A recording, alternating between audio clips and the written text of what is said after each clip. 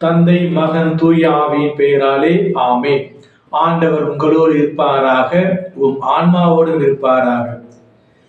இறையேசுவில் பிரியமுள்ள இறை சொந்தங்களே, இன்று தாயாம் திருச்சபையானது ஆண்டின் பொதுக்காலம் 5வது ஞாயிற்றுக்கிழமையில் அடியெடுத்து வைக்கின்றோம்.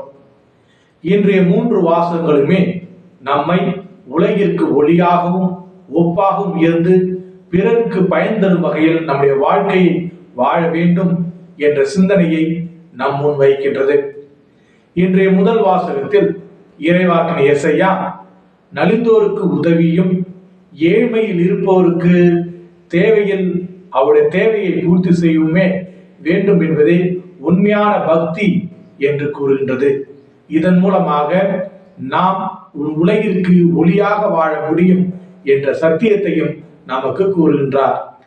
இன்றைய 2ஆம் வாசகத்தில் பவுலடிகளார் கொரிந்தியருக்கு எழுதிய 1வது கொரிந்தியருக்கு எழுதிய திருமுகத்தில் நம்முடைய பேச்சு ஆற்றலாலும் நம்முடைய ஞானத்தாலும் அல்ல, மாறாக கிறிஸ்துவின் ஞானத்தாலே நம்முடைய வாழ்வு சிறப்பாக இருக்கின்றது என்றும், நாம் அவருடைய தூய ஆவியை பெற்றுக்கொண்டு அவருடைய ஞானத்தை பெற்றுக்கொண்டு அதன் மூலமாக நம்முடைய நற்செய்தி பணியை சிறப்பாக செய்யவும், ஏழைகள் எளியவர்கள் வறுமையில் வாழவர்களுக்கு உதவி செய்யவும் வேண்டும் என்ற சிந்தனையை நாம் முன் வைக்கின்றது.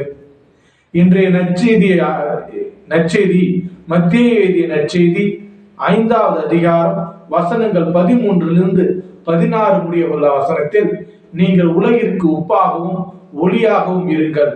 யாரும் விளக்கை ஏற்றி மரக்காலின் அடியில் வைப்பதில்லை, மாறாக பிறருக்கு ஒளி தரும் வகையில் வைக்கப்படுகின்றது. அதுபோல உப்பு அவருடைய தன்மையோடு இருந்தால்தான் அது பிறருக்கு உதவியாக இருக்கும், சுவை கூட்டும். அது தன்னுடைய தன்மையை இழந்து விட்டால் அது பிறருடைய வெளியில் கொட்டப்பட்டு அது மிதிபடும். அதுபோலதான் நம்முடைய விசுவாச வாழ்வும். நம்முடைய விசுவாச வாழ்வு இறைவனோடு இருக்கின்ற பொழுது அந்த விசுவாச வாழ்வு ஒரு சிறந்த வாழ்வாக இருக்கும்.